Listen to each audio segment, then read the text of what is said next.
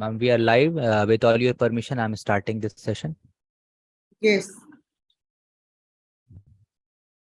Good afternoon, everyone present here. I welcome all the participant doctors on today's session. Let's welcome today's speaker with great honor, none other than Professor Dr. Manisha Shahai, ma'am. Let me share some of the achievement of the ma'am. Ma'am is Professor and Head of Department of Nephrology at Osmania Medical College and Osmania General Hospital, Hyderabad. And she is Deputy Chair, CME Committee, International Society of Nephrology. She is Vice President, Women in Nephrology, WIN India, President, Hyderabad Nephrology Forum. And she is Editor-in-Chief in Indian Journal of Transplantation, IJT, 2016 to 2022, and Vice President, Indian Society of Nephrology from 2019 to 2021. Let me tell you overview of the today's topic. And for today's session, the topic is chronic kidney disease. And let me share the overview of the topic. That chronic kidney disease, that is CKD, is a progressive and long-term condition characterized by the gradual loss of kidney function over time. The kidney play a vital role in filtering waste product, regulating fluid and electrolyte balance, and producing hormones that control blood pressure, stimulates red blood cell production. CKD affects millions of lives worldwide and associated with significant mortality and mortality.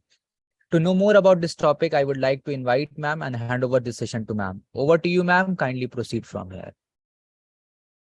So good afternoon all.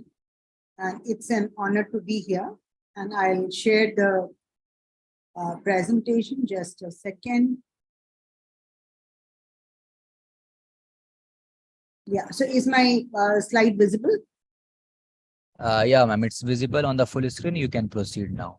Okay, so today I'll be talking about chronic kidney disease, and I welcome all of you to this session. And it's an honor to be here and interact with all the physicians on the call. So chronic kidney disease, why it's an important topic? It's not only important for the kidney specialists, but it's important for physicians and general practitioners as well, because it's very common. So we all know about diabetes, which is around 18 to 20% of our population, and hypertension around 25 to 30% of our population have hypertension. But many people are not aware that almost 17 to 18% of our population has chronic kidney disease. So CKD is almost as common as diabetes, but many people are not aware of CKD. Even many of the general practitioners also are not aware of CKD, because generally the CKD is diagnosed in the last stages, and early stage of CKD is not picked up.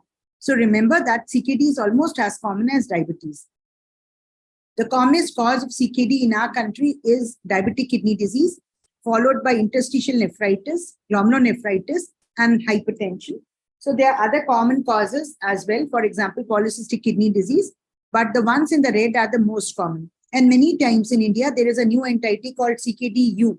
We do not know what is the cause of CKD. If you come to a nephrology ward, you'll be surprised. So many patients are admitted, young patients, 20 years, 30 years, 18 years old, no diabetes, no hypertension, but they have chronic kidney disease. Kidneys are already small. So they have CKD of undetermined etiology. And it is said that it is because of pesticides in water, or because of many like indigenous medicine intake and all that, painkiller intake. So nobody knows the cause as of now. Some say it's because of heat stress. So CKD is becoming very common in India. And apart from the traditional causes, diabetes, glomerular disease, hypertension, we have CKD of undetermined origin also. So this is our own paper about etiology of CKD in India, which was published in International Journal. Now, many of the physicians say that, madam, why we should worry about CKD? Because though the patient may need dialysis or transplant, but we already have so many dialysis and transplant units in our country. We have this national dialysis program started by PM Modi also. And in Telangana by our Chief Minister, Health Minister, they have also started this program. So dialysis is free for patients. So people nowadays ask why we need to worry. Even dialysis is required, we can do it free. Even if transplant is required, we can do it free. But I would like to highlight that though the dialysis has been started in each and every district of India now, but we can dialyze 50,000 patients every year. And how many patients need dialysis? How many need transplant every year? 2 lakh. So what happens to the remaining patients? They all of them die. So we are able to dialyze only 50,000 patients with the large number of dialysis centers also. Many of the patients do not find any facility for dialysis. So that is why it is important that we should prevent CKD from going towards dialysis. So this, you can see a dialysis patient who is undergoing dialysis in our unit. And you also know that kidney patients can also undergo transplant. So transplant, how many do we do in India every year? Only 10 to 12,000 transplants per year in the whole country. So 2 lakh people need dialysis or transplant, and 50,000 we are able to do dialysis, and 10,000 we are able to do transplant. So almost 1.4 lakh people, they do not have any access to dialysis or transplant, and ultimately they die. So that is why it's very important to know about CKD and try to prevent CKD. This is another important slide, why we need to prevent CKD. So remember that chronic kidney disease is a risk factor for cardiovascular disease. We all know that diabetes causes cardiovascular disease. But what is not known is that chronic kidney disease also, if the creatinine is 2, 1.8, it is a risk multiplier. So you can see the figure that those people who do not have anything, they are at a low risk. But those patients who have CKD, the green bars, their risk is increased. And those patients who have diabetes and CKD, you can see the violet bars, the risk is increased almost 5 to 10 times of the normal population. So many of the patients of chronic kidney disease, they either progress to dialysis or they die because of cardiovascular disease. So that is second reason why we should try to prevent the chronic kidney disease. Therefore, the management of CKD is very, very important. The cost of dialysis and transplant is also very high. And whatever, if the patient is paying, they have to spend from their pocket. Even if the government is paying, finally, it is a big burden on our economy. Many of us are income tax payers. We pay income tax. So all the dialysis and all comes from the income tax. So what happens is that if the number of patients are increasing, somebody is paying, the government is paying. So the entire money gets diverted to the patients on dialysis and transplant. So the only solution to this problem is we should reduce CKD in the beginning itself. We should avoid CKD patients from going into dialysis or transplant. So now, having understood why it is important for all of us to know about CKD, let us learn how to identify CKD. So all of you, I'm sure, see a lot of diabetic patients, hypertensive patients in your clinics. So are you able to identify CKD in all of them? Most of the times we have seen the patients, they are identified only when they develop swelling or they develop a decreased urine output. But early stages, they are missed. So what are the symptoms of chronic kidney disease? Remember, early chronic kidney disease may be absolutely asymptomatic. That is, the urine output is low and swelling feet occurs. This occurs in stage 5 CKD, the last stage of CKD, whereas early stage, no symptoms at all. We all know there are 5 stages of CKD, and in stage 1 and 2, nothing is there. Stage 3 and 4, what happens is patients has other symptoms, not kidney symptoms. Patient may come with anemia, with epistaxis, platelet abnormalities, skin bleeding, may come with nausea, vomiting. They may come with endocrine abnormalities, amenorrhea, neuropathy. They may come with CNS abnormalities, CVS abnormalities, and sometimes bone disease. So what happens? The patients keep on going from one specialist to the other, but nobody thinks that they are having a kidney problem because the urine output at this point of time may be good. In fact, they may have increased urine output also. So the stage 3 and 4 is missed. Stage 1 and 2, no symptoms, it is missed. Stage 3 and 4, symptoms are there, but they are symptoms related to other organ systems. So this is also missed, and creatinine is never done. And we identify the patient in the last stage only. So this picture shows stage 1 and 2, no symptoms. And where we are identifying the patients, we are identifying the patient in the last stage. So how do you identify the patient early? By doing screening. So early stages can be picked up only by screening. And what are the investigations we use for screening? Remember, only 2 investigations, urine albumin and creatinine. And with the help of creatinine, we should calculate the GFR. Nowadays, the GFR app is available on your smartphone, and we can download the app and calculate the GFR sitting in the clinic. Or otherwise, you can ask the lab to report GFR along with the creatinine. So only these 2 tests are required. If these are normal, then you can rule out CKD. Every year, you need to do the tests for the patients who come to your clinic. Urine albumin normally is less than 30 milligram per day, whereas anything above 30 is high albumin, 30 to 300 is moderate, and more than 300 is severe. And whenever you are doing urine test, the patient should not be having fever or UTI, because what will happen is this will cause high rise in albumin, the false rise in albumin. So when you are testing the urine for albumin, always do when the patient is stable. Then this is the GFR calculation. So this is the app from smartphone where you only need to fill the creatinine, age and gender. Nowadays, the new app, even the race is not there. So only creatinine, age and gender, and you get the GFR value. So once you get the albumin value and the GFR value, you should write on your prescription. Even the general practitioners should write, the physicians should write as to the stage of CKD. So we know that stage depends on the GFR and albumin value. So suppose G5 stage. So if the GFR comes less than 15, it is G5. And if the albumin is more than 300, it is A3 stage, as you can see. So the patient comes here, G5, A3. Similarly, if the GFR is more than 90 and albumin is less than 30, the patient comes in G1, A1 stage. So red stages means the patient is serious with low GFR and high albumin. So always when you see the patient, check and write what is the stage of CKD. G1, A1, G5, A5, like that. Now, whom should we screen? Should we screen every patient coming to our clinic? No. The patients who should be screened are those with hypertension, those with diabetes, those with history of heart attack. These are three important categories. Apart from that, elderly people above the age of 60, those who are Black race people, SLE, HIV, those who have family history, those who have a genetic history, risk factors, low socioeconomic status, those who work in fields with pesticides, those who have a history of AKI, those who have preeclampsia, those who are nephrotoxic drugs, long-time painkillers, etc., and those who are obese. So these are the conditions where you screen the patient. So most of the times in your clinic, you will have diabetic patients, hypertensive patients, and those with heart disease, elderly patients. So these, and obesity now also is becoming very important. So at least these 5 categories, all of us will be seeing. So these patients, you should do those tests, albumin and creatinine and GFR. Remember, if you don't do the test, patients have become very educated now. They may sue you later. Suppose they come to us in stage 5. Then they ask, Madam, we have been showing to physicians, we have been showing to practitioners, why this was not done. So it becomes very difficult for us to answer them also.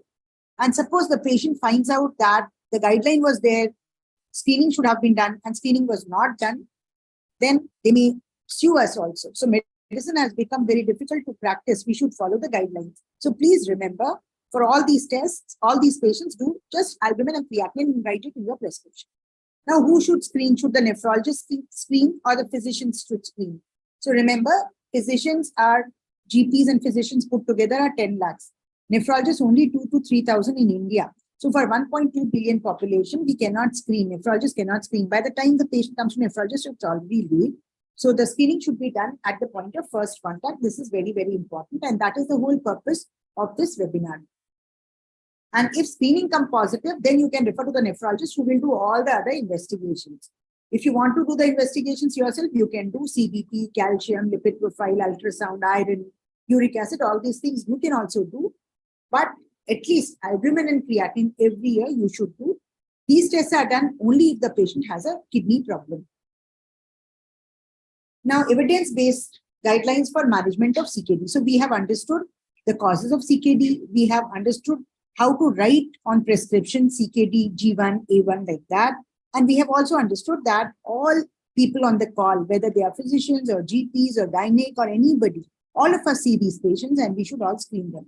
Now, with a case example, we'll try to understand, once you've screened them, how do you proceed? So we have a 47-year-old male. This person is having CKD because of diabetes. He's diabetic for 10 years, hypertensive 5 years. He's a smoker. He's on mixed diet. He's overweight. Weight is 80 kg. BMI is 28. Blood pressure 140/90. HbA1c is 8.3. And you can see his urine protein is high. Urine albumin is 640. I told you urine albumin should be less than 30. Here urine albumin is 640. And he was asymptomatic, no symptoms at all. But once you did the screening, the creatinine came to 2.1. GFR was 36 only. He doesn't have any symptoms, no swelling, nothing. Electrolytes are normal. And he has dyslipidemia. Bilateral, he has retinopathy as well. Kidney size still is normal, and he is on metformin and glimepiride and telmisartan CT. So we find many of the times this is the prescription given to the patients. So let us find out whether this is good or not, whether this is complete or not. If you write a prescription like this, can anybody sue us? Should we write a complete prescription? So let us see. So first thing, the first point on your prescription should be diet advice.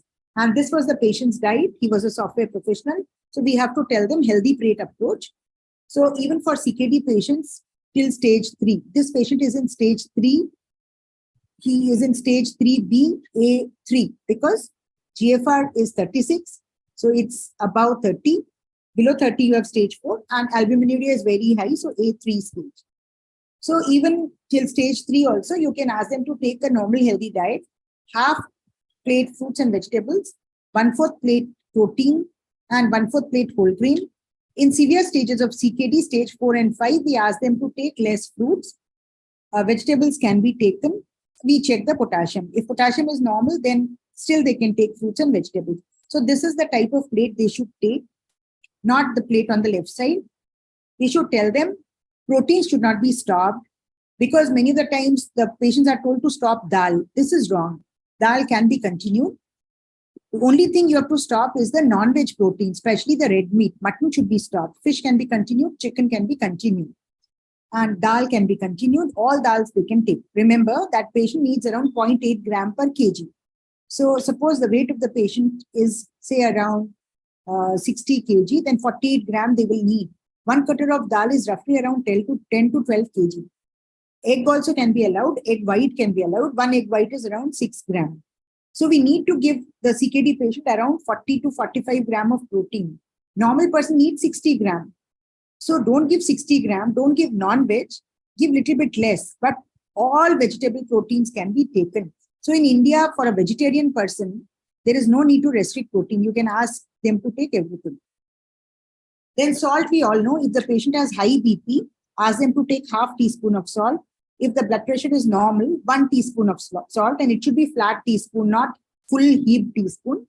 Apart from that, we should tell them not to take papad, pickles, etc. Because in India, when we tell the patients they stop salt or they reduce salt, but they keep on taking chutney, papad, pickles. So that also contains a lot of salt. Many of them go for this pink salt. So rock salt. So you can tell them rock salt is okay, but still that also contains sodium, and you have to take less rock salt also. And some people, they take this salads, but they use a lot of salad dressing. Salad dressing also contains salt. Soya sauce also contains a lot of salt. Ketchup also contains a lot of salt. So all this should be avoided. We should tell them. And we should tell them to replace salt with pepper, with some lime. Those things can be used. So this is important. We should tell them to walk daily, half an hour per day. And nowadays, the new concept is, apart from walking is aerobic exercise. We can tell them to do little bit weights also. 2 days or 3 days a week, weight training can be done. That is called resistance training. That also can be done.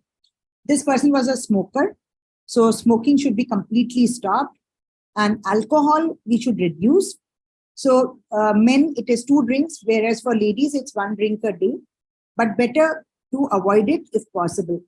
So this patient, we have stopped smoking. It's not easy. It took a lot of counseling sessions, and now he is exercising half an hour per day. So next thing is looking at the blood pressure. So what should be the guideline in a CKD patient? So there are multiple guidelines, very confusing also. For CKD patient, remember, less than 130/80 is the latest recommendation. So what should we use in our CKD guideline? If proteinuria is there, they have told systolic less than 120, but less than 120 is not needed. Generally, we are not able to attain less than 120. Patients become symptomatic, so we give 130/80.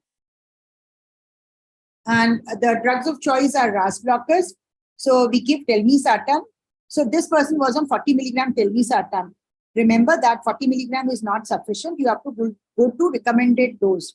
Telmisartan recommended dose is 80, as you can see in the picture. Olmesartan recommended dose is 40. So they are renoprotective drugs also. So you should go to the full dose. We should not give baby doses of telmisartan. Now this patient, after starting telmisartan, BP was still high. We made 80 mg still high.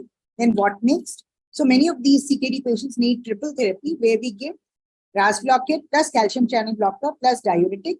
So this patient was started on telmisartan. He was taking already, which we made 80. Amlodipine was started and chlorthalidone was already going on. So this patient, we put on triple therapy. So now BP was controlled. So now next step for this patient is he has a high blood sugar. So what we have written in the prescription, first we have written prescription for diet. Second, we have written prescription for BP, telmisartan, amlodipine, and chlorthalidone. Now we are looking at the sugars. So sugar was above 8 for this person. HbA1c was 8 above. So the target in CKD patients with diabetes is HbA1c between 6.5 to 8. So for younger patients who do not have a risk of hypoglycemia and those who can manage hypoglycemia, those who have a long lifespan, no other problems, no other comorbidities, we keep tight control.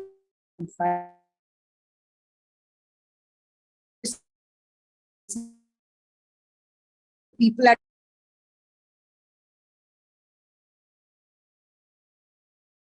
and those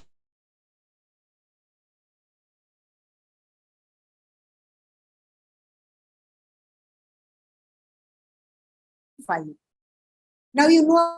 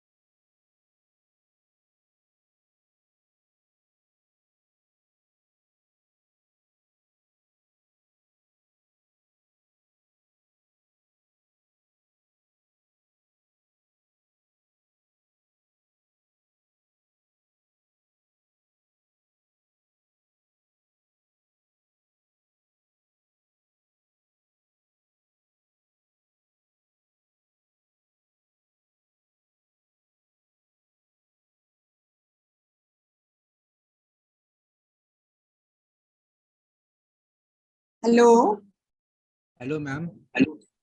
what happened? I think there was a network issue from your end. It got disconnected, ma'am.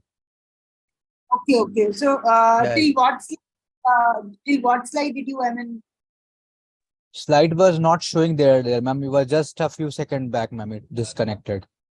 no, but till which slide? This slide, huh?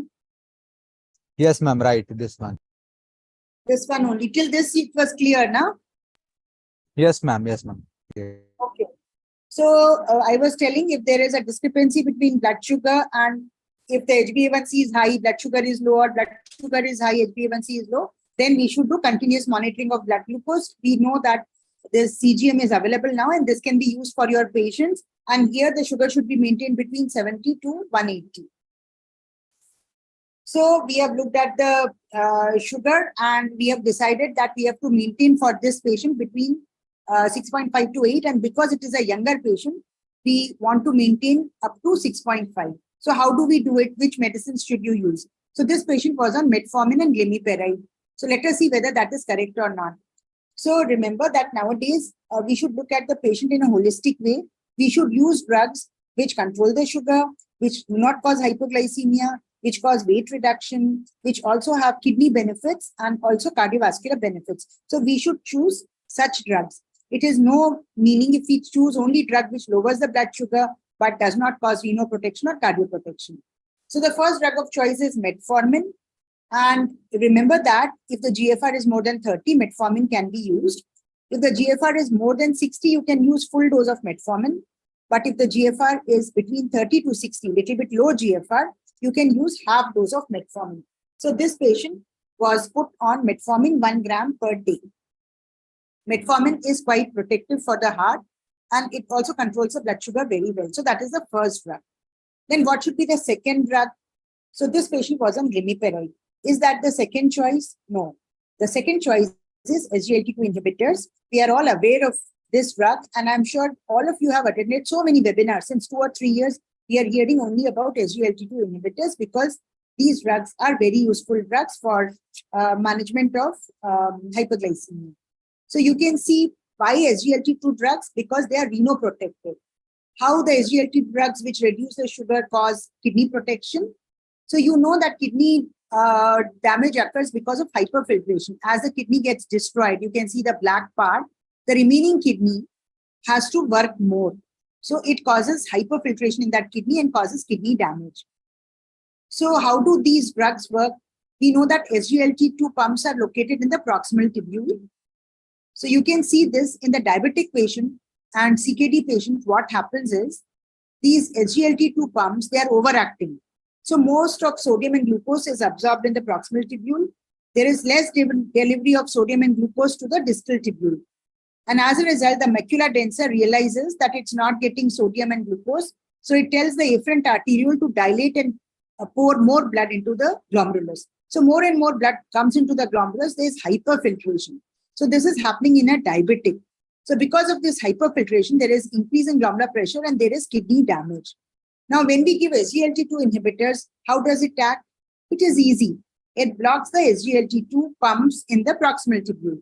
So most of the glucose and sugar, what happens? It goes to the distal tubule and the macula densa gets more sodium and glucose and it tells the efferent arteriole to constrict. And as a result, less blood comes into the glomerulus. There is less hyperfiltration and there are less damage to the kidney. So you have understood how the SGLT2 inhibitors, they cause renoprotection.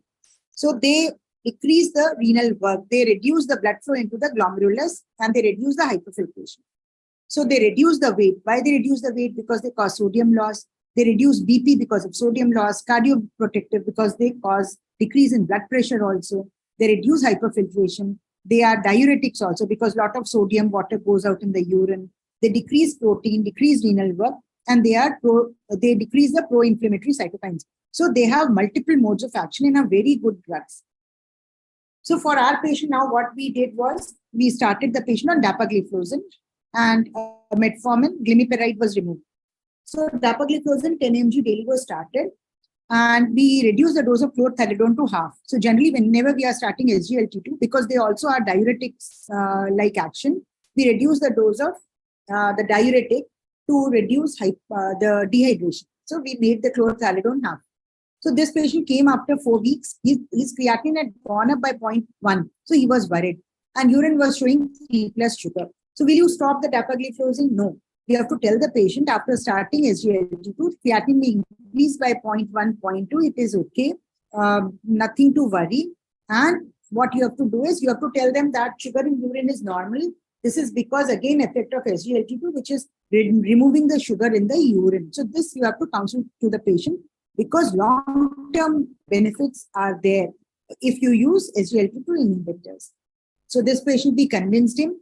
We started him on SGLT2. He continued SGLT2.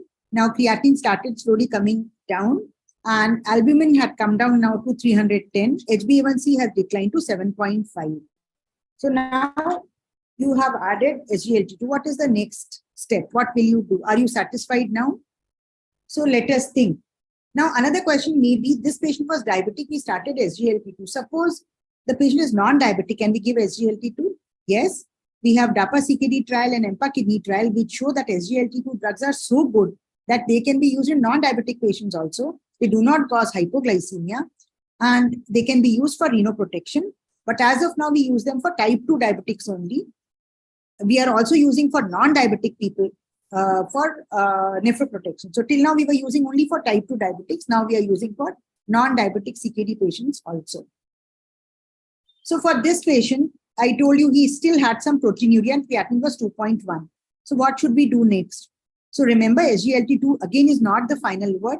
As you can see, there is residual risk after SGLT2 also.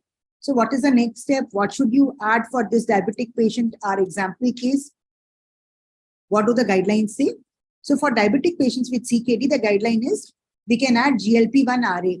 So semaglutide is available, that can be added if the sugar is not controlled and if the proteinuria is not controlled after using SGLT2. So this can be added. So for this patient, metformin, dapagliflozin, liraglutide was added, and telmisartan AM chlorthalidone was continued. So he was started on GLP-1 RA also. Another advantage of GLP-1 RA is it reduces the weight of the patient also. So again, can we use, this was a diabetic patient, we have added GLP-1 RA, which is an anti-diabetic drug. Can we use GLP-1 RA for renoprotection in non-diabetic patients? As of now, trials are going on. So as of now, we are adding SGLT2 in diabetic patient and non-diabetic patient, and GLP-1 RA we are adding in diabetic CKD patients. Fine. What is the next step? Now he comes back after 6 months. He's very happy. Creatinine is 1.9. Urine albumin has gone down, but still proteinuria is persisting. HbA1c is now normal. So what should we do next? Are you happy? Can we add anything else? So now we have trials, Fidelio trial, Figaro trial, and Fidelity trial on Finrenone. So Finrenone is the new kid on the block, and Finrenone can be added in diabetic kidney patient if the proteinuria is not controlled with SGLT2 and GLP-1 RA. If the GFR is more than 60, start with 20 milligram per day. If GFR is less than 60, start with 10 milligram per day. Slowly you can increase to 20 milligram per day. So for this patient, we started with 10 milligram per day because if you remember, GFR was only 36. So as of now, are we using it for diabetic CKD and non-diabetic? No, as of now, we are using only for diabetic CKD because trials for non-diabetic CKD are still going on. And whenever you are using Finrenone, we should check the potassium and we should stop if the potassium is increasing. Finrenone is available in the Indian market. It's costly, but can be used in select group of patients. Always check for hypothermia. So now in the prescription, what all is there? Point number 1 is diet and exercise. Then we have metformin. 3rd is dapagliflozin. 4 is GLP-1 liraglutide.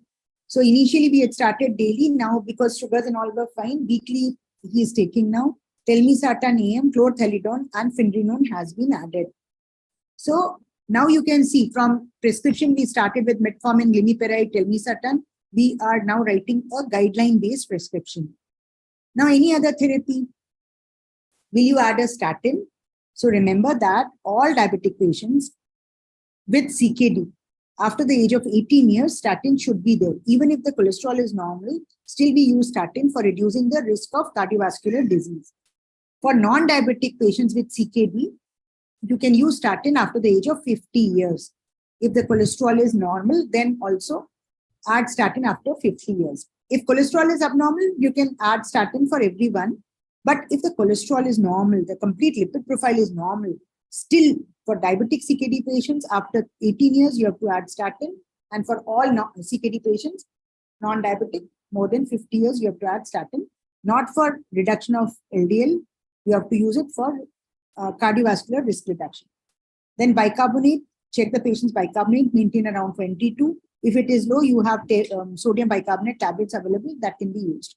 Aspirin, this patient did not have any history of cardiovascular disease, so we do not give aspirin if there is no history. But if the patient has a history of cardiovascular disease or stroke or anything in the past, you can use aspirin.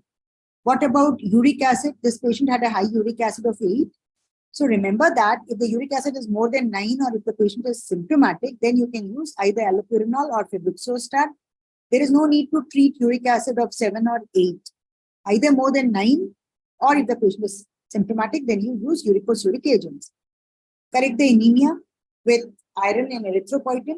So this patient had a hemoglobin of 12. So we did not give iron or erythropoietin for this patient. And mineral bone disease, if the calcium is low, give calcium. If phosphorus is high, give phosphate binders. And if the vitamin D is low, vitamin D can be added. So these things are generally done by the nephrologist. But remember that this is holistic care of CKD patient where we are looking after everything. Apart from creatinine, urea, we are also looking at anemia, bone disease, lipids, etc.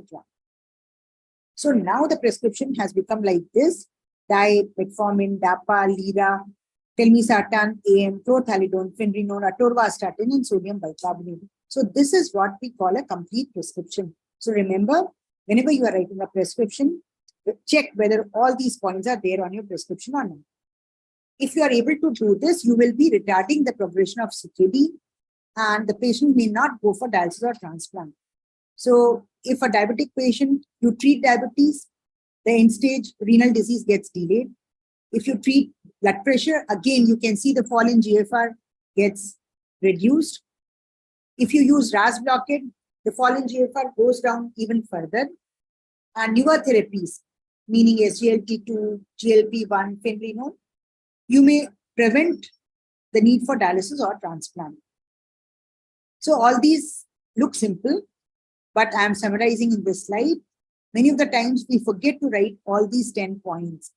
So remember, also tell them not to take nephrotoxic drugs. Point number 9, painkillers and all should be avoided. So this is important to tell all the patients. They look very simple, but keep your hand on your heart and think whether for all your prescriptions, all your patients, are you writing all these points? Many of the times we are not writing. This is important. And this is a paper again published in Kidney International Journal from, we were also authors of this paper. We realized that study of Indian prescriptions, when we audited, only 50% of patients are on RAS blockade, less than 50 are on statins. And those people who need metformin, only 25% were on metformin. They were on all other fancy drugs, but not on metformin. And anemia therapy was very poor. Iron was given only in 30% and erythropoietin only in 3%. So this is a very bad figure. We all know it, but these are figures from many of the leading centers in India, and these are the figures. So this picture should change. So what are the take-home points?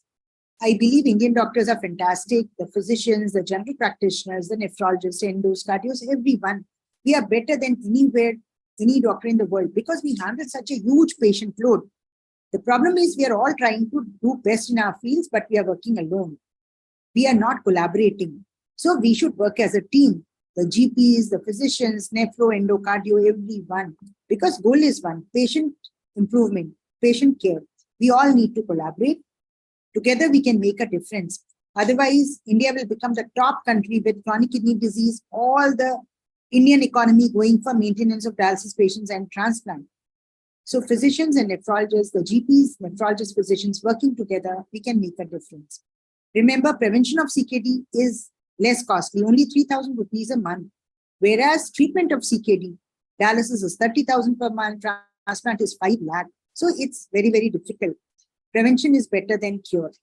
And the final message is for all patients who come to your clinic, diabetic, hypertensive, those with cardiovascular disease, obese patients, I've told you the risk patients, please do urine albumin and serum creatinine, write it down on your prescription. This is for patients' benefit and your benefit also if you want to prevent or avoid getting sued by the patients later on in Consumer Protection Act.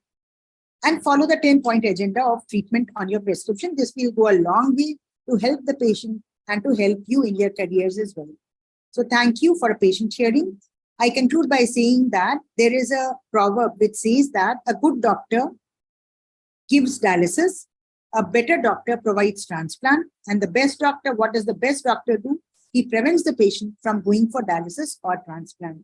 So thank you for a very patient hearing. I hope you have understood how to screen for CKD, how to treat using all those 10 commandments for all patients of CKD. So thank you very much for a patient hearing, and thank you for the opportunity. I'll be happy to take if any questions are there. Thank you.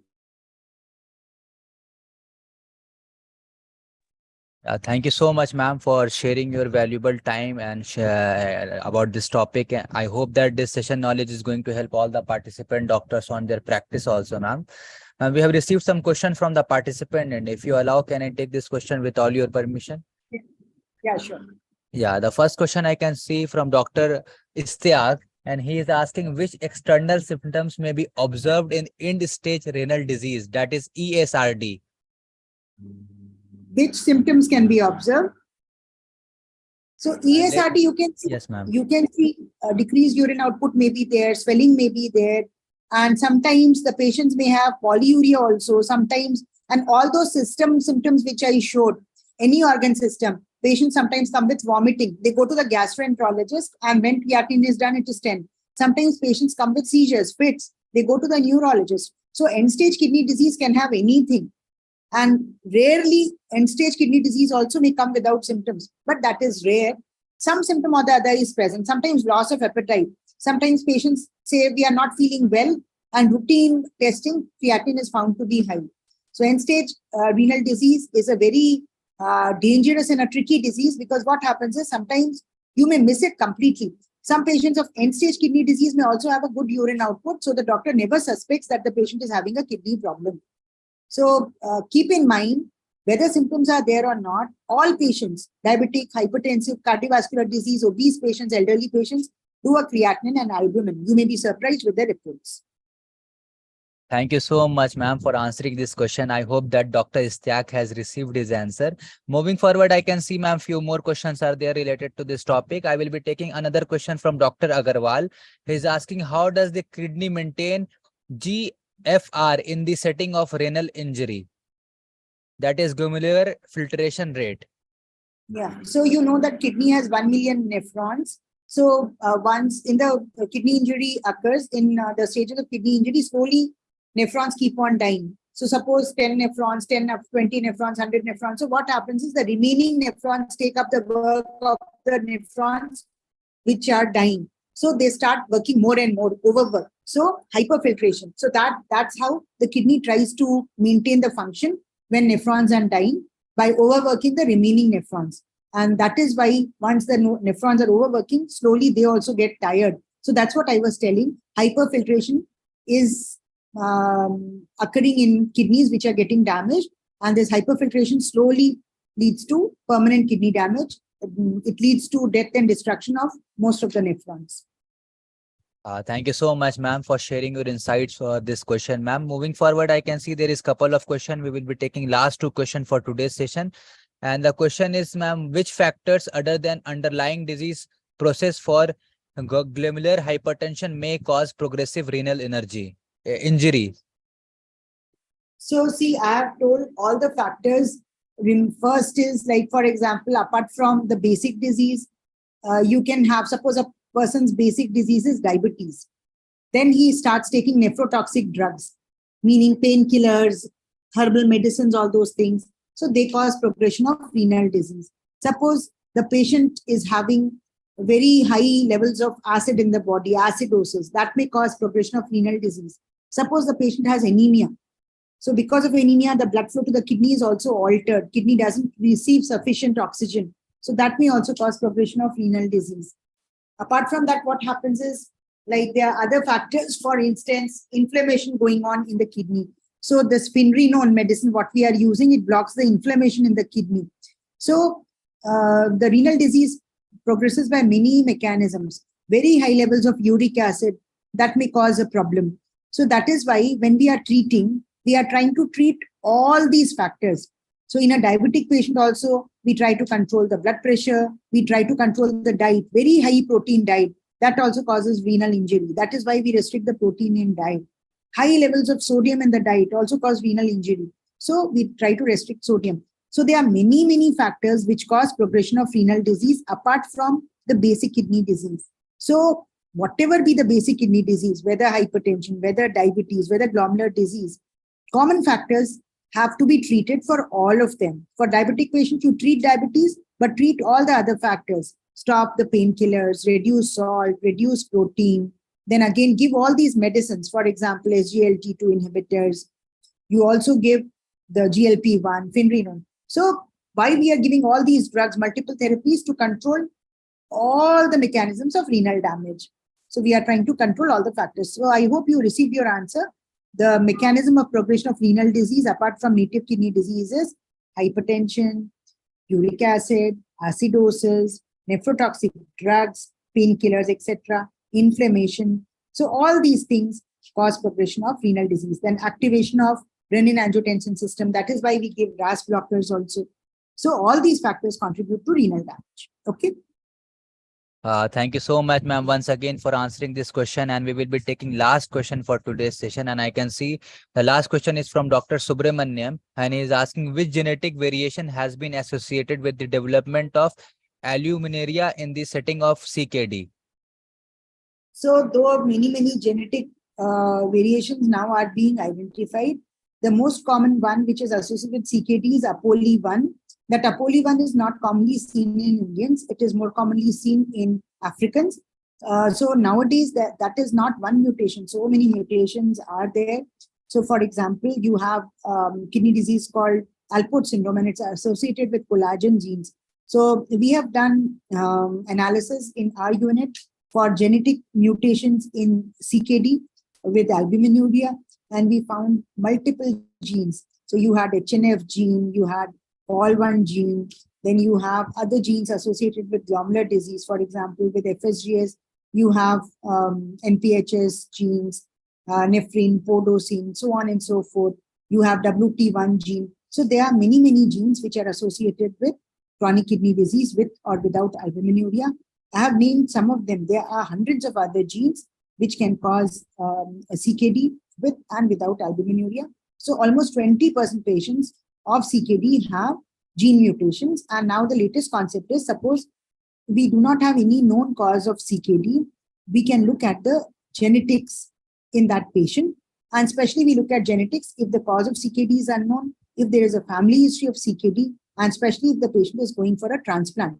So we want to check why the patient developed CKD. So suppose a patient is not having diabetes, no hypertension, biopsy is normal, no glomerular disease, still he is having CKD, then there are studies which are looking at the genetics of these patients to find out whether any genetic abnormality is responsible for CKD. Okay. Okay, ma'am. Thank you so much, ma'am, for answering all the question, ma'am. I can see there is no more question from the participant, but one feedback from Dr. Asthana. He has written wonderful presentation. Thank you so much, ma'am, for sharing your views on this topic. And Thank you. by this, ma'am, as there is no more question, shall we conclude this session with all your permission? Sure, sure. Thank you. Okay, ma'am. It was a really glad to have you on our platform, ma'am. Hope to see you again with different topic, ma'am. Till then, take care of yourself, ma'am. It was a really wonderful